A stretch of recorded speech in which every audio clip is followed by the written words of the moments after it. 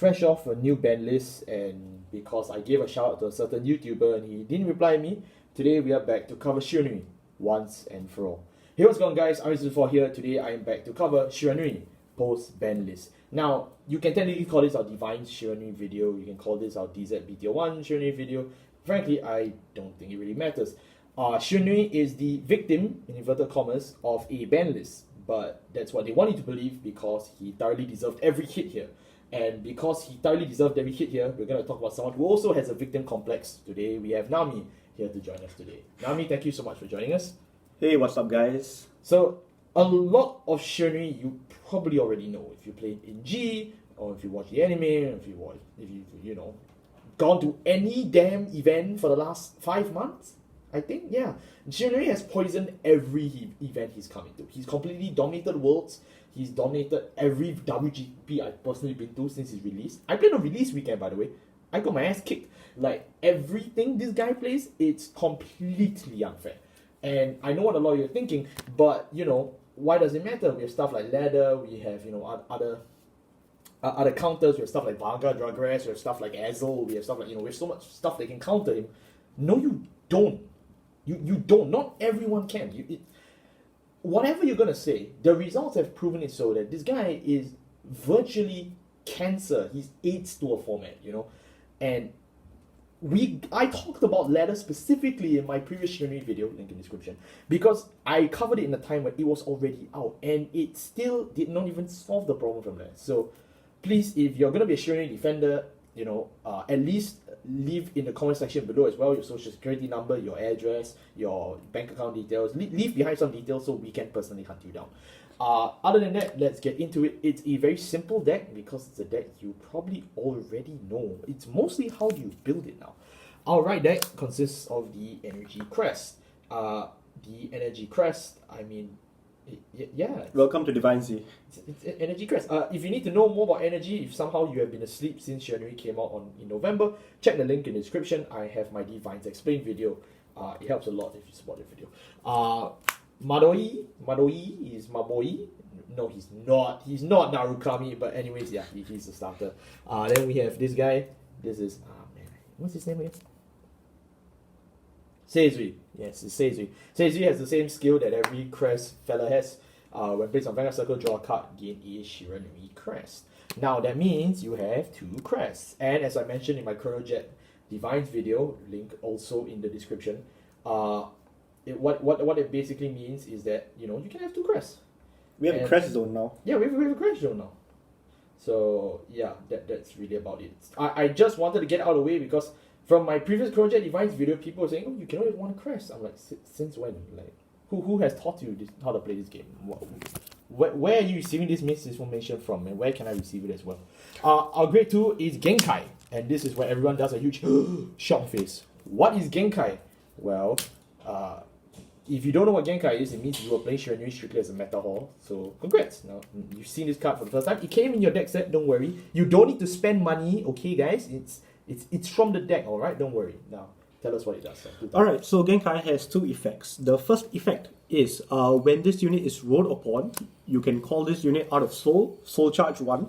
Then you can choose up to 1 unit in your opponent's drop zone, and your opponent chooses to call it to their rearguard circle. Yep. It's up to 1, by the way, so if you call Genkai out just as a free rearguard, you don't have to force resurrect something for the opponent. You can choose whether you want to or not.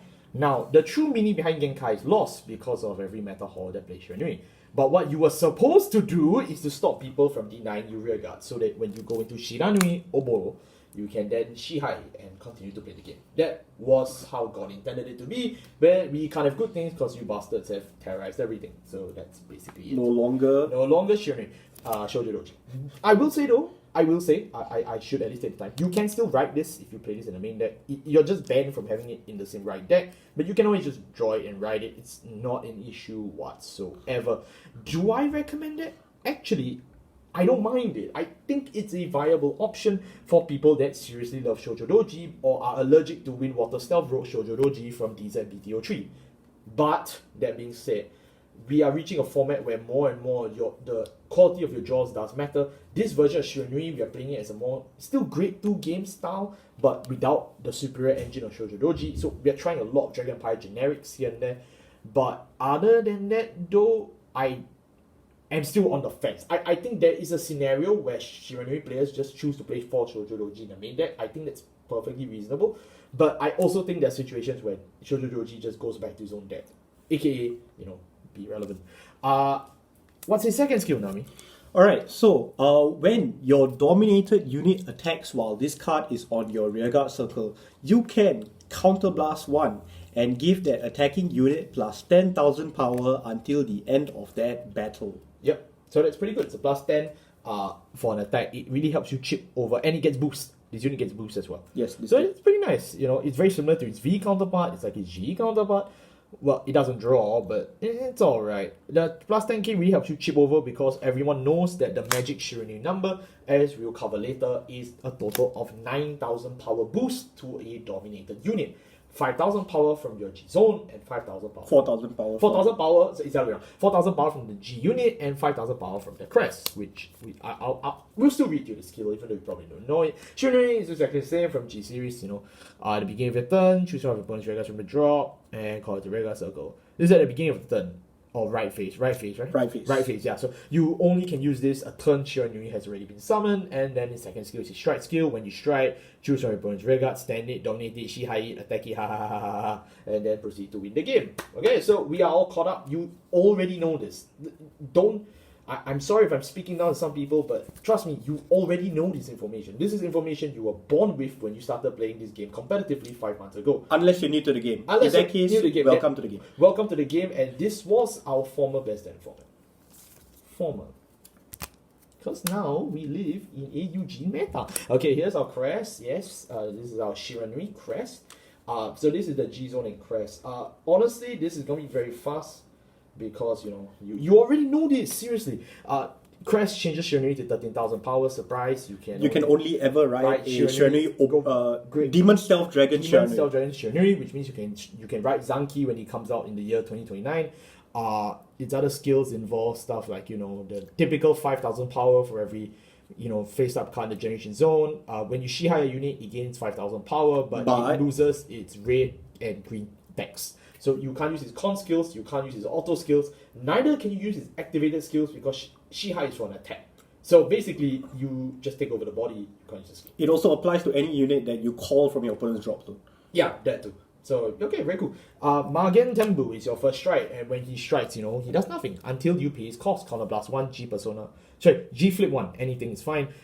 Just dominate one of your opponent's rearguards and attack!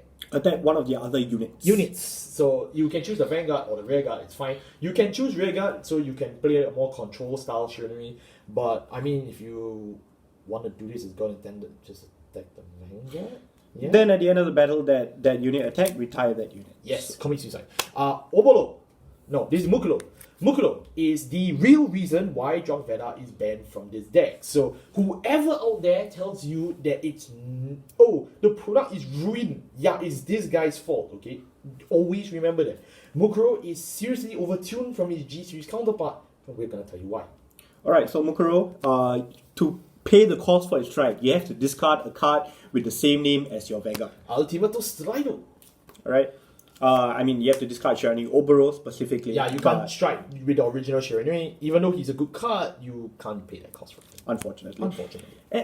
Then its actual ability is, once per turn, cost Soul Blast 1 at Generation Break 2. So you have to have at least one card in your G-Zone face up while this guy is on. Basically, you must have strode already once. You can't just cheat into it. Yes.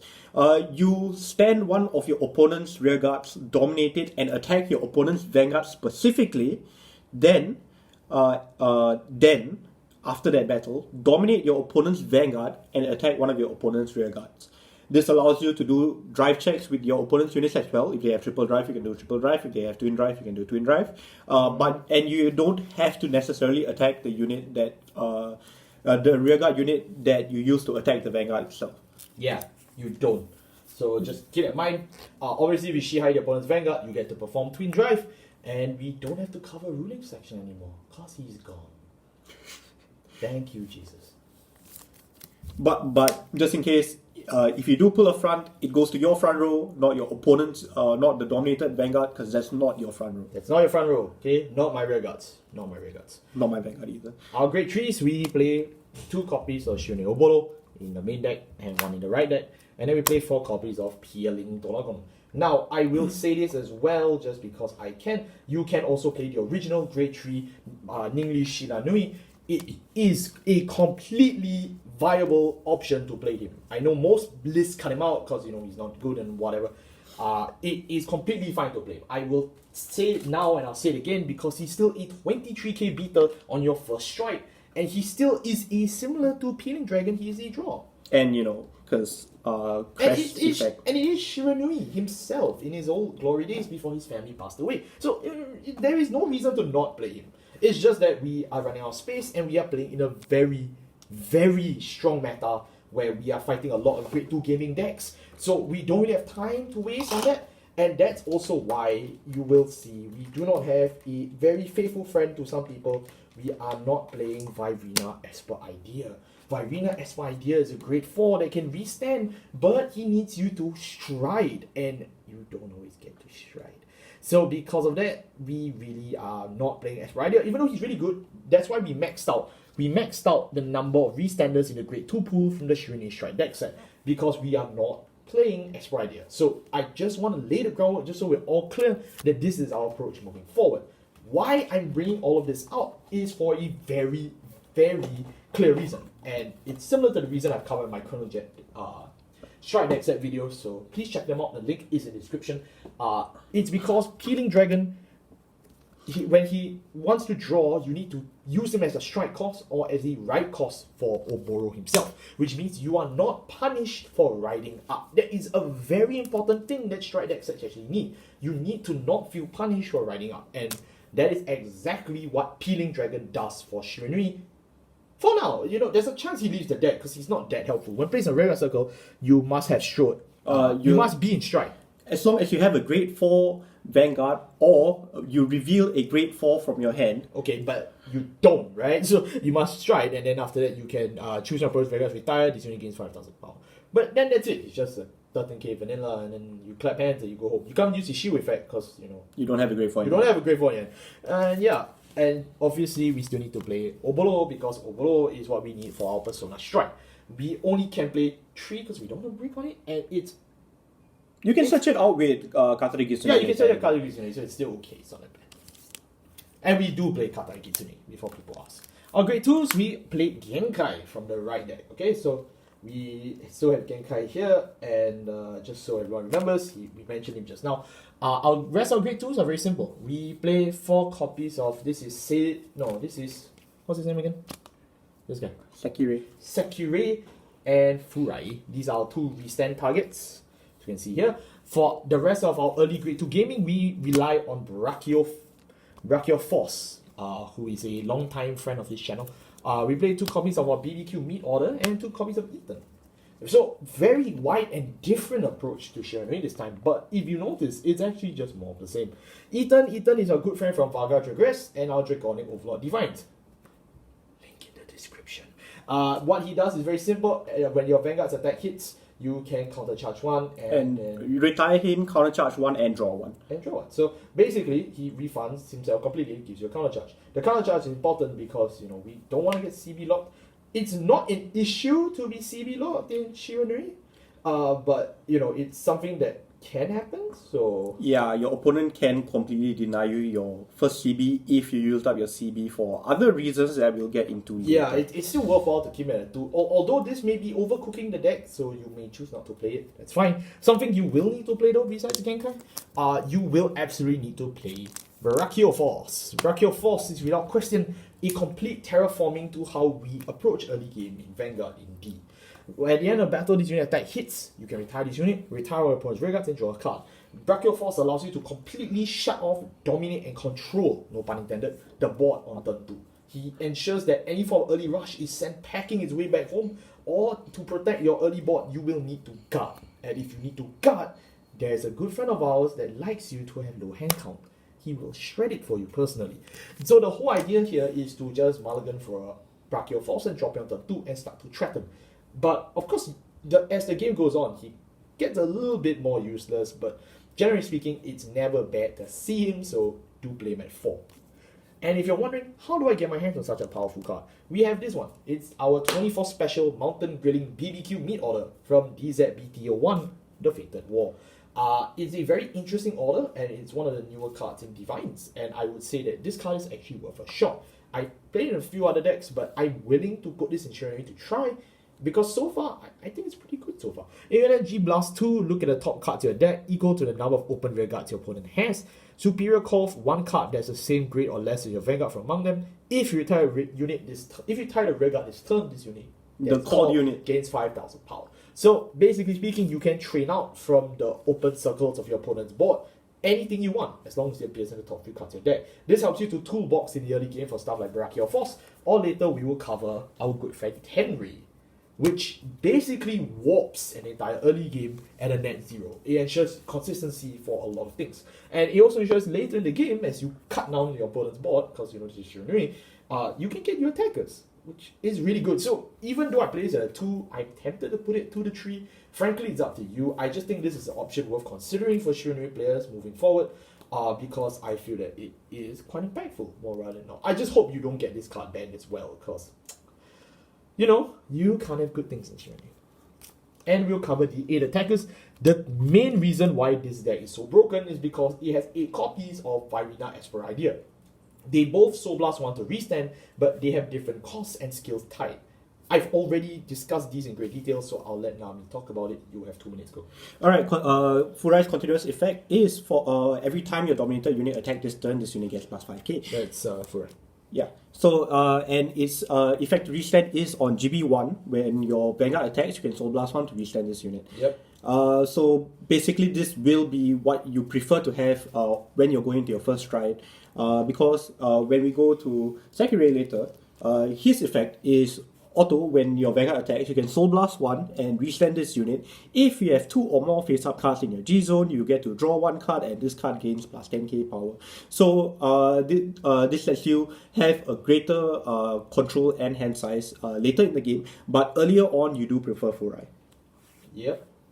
And then we of course move on to Upgrade ones. No, this guy. I talked about both already. Ah, you're fast. Just like how fast I died to Shiranui. Our grade ones, we have a very interesting lineup once again. We have 4 copies of our Perfect Guard. Who is this again? Tell me his name, I forgot his name. It's a stealth PG, but you know. Utsuroi, is it? Yes. Okay. 3 copies of Tenrei, 3 copies of Katai Gitsune, and then 3 copies of this guy? Zankei. Zankei, yeah, it's a pun. So let's cover it real quick, and of course 1 copy of Seizui, the right deck. So Seizui, we've covered him already. Katai Gitsune is our typical strike clone searcher. You can either use him as a cost of strike, or you can discard him during your turn to search your deck for a copy of your grade 3 main boss unit and add it to the hand. It's not generic, it's strictly tied to Oboro, just remember that. So generally with him, Peeling Dragon and Shiranui, you basically cover all ends. And if you play this guy as well, you generally have everything covered. You only need 3 because if you play more, you're kind of sacrificing the early game. Yes. Speaking of early game, we have Shenri. Shenri is basically Hanada half away but on steroids. When placed on a rearguard circle, if you have the Shiranui crest, aka if you're playing the game, count +1, draw 1 card.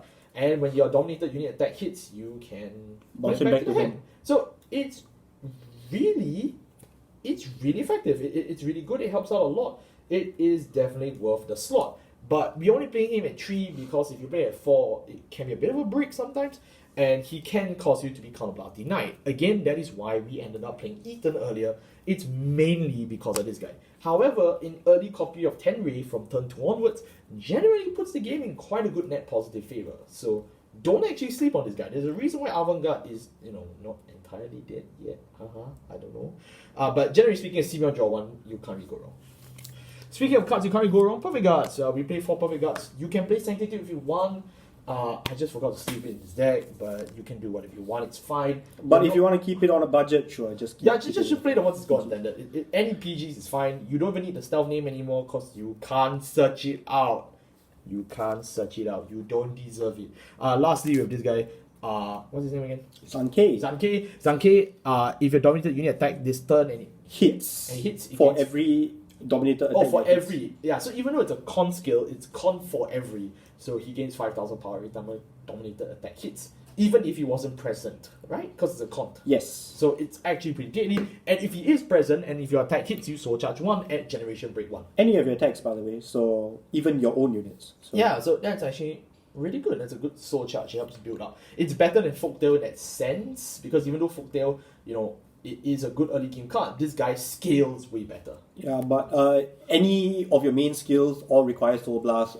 Mukuro, Furai, and Sekirei all require Soul Blast. Yep.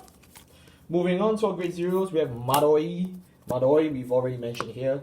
What else do we have for our grade zeros? Alright, for our grade zeros, we are playing a 4 front, 4 heal, 7 crits, 7 crits. and blue OT lineup. Okay. So we are playing 4 front because we are going full aggro, correct? We're Yes. calling a full front on turn 2, and we're going to start rushing them from there on out. Pull a front would be real good. Yes. And it's a 20k shield. So in terms of our shield ratio, it's generally helpful. Again, DivineZ Explained video link in description. Blue OT. Blue OT basically is your functional 8 crit because you're not playing 8 crits, loser. And really, you don't really need Valnod because you don't really need attacks per se to win the game. You can't just need to win the game. So yes, you can play Valnod. I think that's a perfectly fine option. But Ido's Farah is also pretty neat because you can rip a crit, bounce something back to hand. You generally don't really go wrong.